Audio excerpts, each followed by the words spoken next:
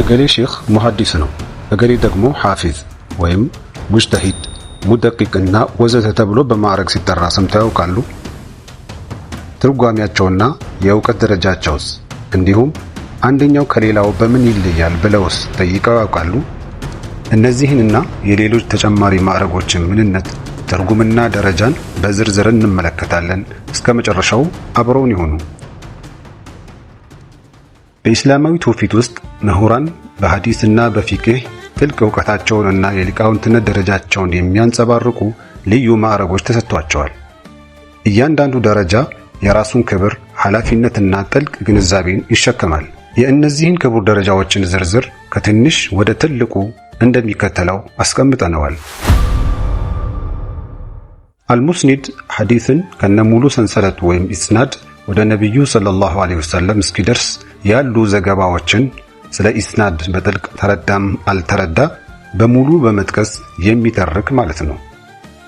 ለምሳሌ እገሌ እንዲህ ሲል ነገረን፣ እርሱ ደግሞ ከእገሌ እያለ እስከ ነቢዩ ሰለላሁ ዐለይሂ ወሰለም ድረስ የሚገልጽ ዓሊም ሙስኒድ ይባላል።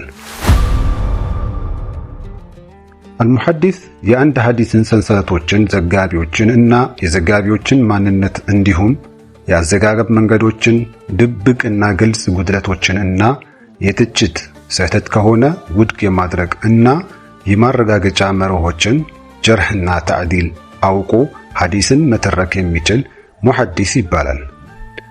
ሙሐዲስ ሐዲሶችን መተረክ ብቻም ሳይሆን ሐዲሱን ተረድቶና ተንትኖ ትክክለኛ የሆነውን ከደካሞቹ ወይም ضعيፎች ስለሚለይ ከሙስኒዶች የላቀ ማዕረግ አለው። አልሐፊዝ ማለት እጅግ በጣም ብዙ ሐዲሶችን በጽሑፍ በሽምደዳም ሆነ በሰንሰለት ዕውቀት የተካነና የእያንዳንዳቸውን ዘጋቢዎች ማንነት፣ ታማኝ ሰው ነው አይደለም፣ ይዋሻል አይዋሽም የሚሉትን በዝርዝር ሸምድዶ የሚያውቅና አስተማማኝነታቸውን እንዲሁም የእያንዳንዱን ዘገባ ግልጽና ድብቅ ጉድለቶችን አበጥሮ የሚያውቅ ሰው ነው። ከፊል ዑለሞች ደግሞ የሐፊዝን መገለጫ ሲገልጹ ሐፊዝ ማለት ቢያንስ 100,000 እና ከዚያ በላይ ሐዲሶችን ከነሰንሰለታቸው፣ ጽሑፋቸው እና ጉድለት አላቸው የላቸውም የሚለውን ሁሉ የሸመደደ ነው ይላሉ።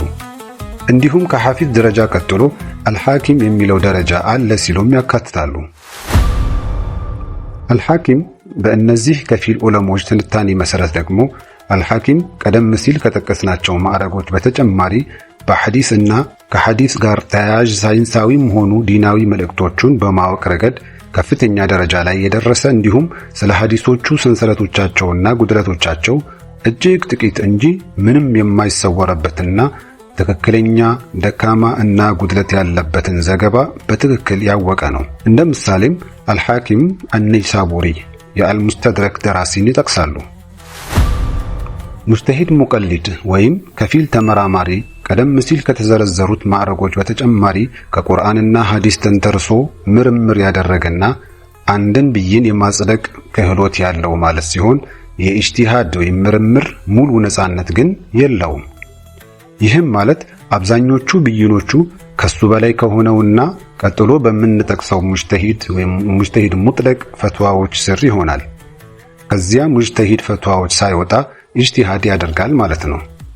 ይህ ማዕረግ አንዳንዴ ሙጅተሂድ አልመዝሀብ ተብሎም ሊጠራ ይችላል። ሙጅተሂድ ሙጥለቅ ወይም ልዩ የሆነ ተመራማሪ እስካሁን ከጠቀስናቸው ማዕረጎች ሁሉ ከፍ ያለው ሲሆን ከቁርአን፣ ከሱና፣ ከስምምነት ወይም ኢጅማዕ እና ከውስጣዊ መልእክት ወይም ቅያስ ተንተርሶ በቀጥታ ውሳኔዎችን ወይም ፈትዋዎችን ማግኘትና መስጠት የሚችል በየትኛውም ምሁር ወይም ሙጅተሂድ ስር ሳይሆንና ሳይከተል ሙሉ ኢጅቲሃድ የማድረግ ደረጃ ላይ የደረሰ ማለት ነው።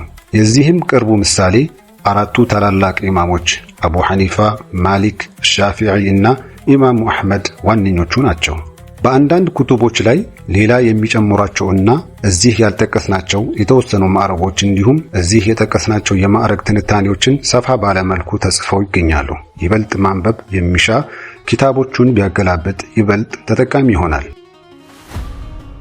እነዚህ የጠቀስናቸው ስያሜዎች ከማዕረግነት በላይ ናቸው። በእስልምና ውስጥ ያለውን ታላቅ የእውቀት ትሩፋት፣ ጥልቀት እና ለእምነቱ መደረግ ያለበትን የታማኝነት ጥግን የሚያሳዩ እንዲሁም ቀደምት ዑለማዎች የነቢዩን ሰለላሁ ዐለይሂ ወሰለም ቃል ጥበብ እና ይዘውት የመጡት ሪሳላቸው ወይም መልእክታቸውን እንደ አመጣጡ ጠብቆ ለቀጣዩ ትውልድ በታማኝነት ለማሻገር ዕድሜያቸውን፣ ጉልበት፣ ገንዘባቸውንና ሕይወታቸውን ሳይሰስቱ የሰጡ ጀግና ትውልዶች እንደነበሩም ያሳያሉ።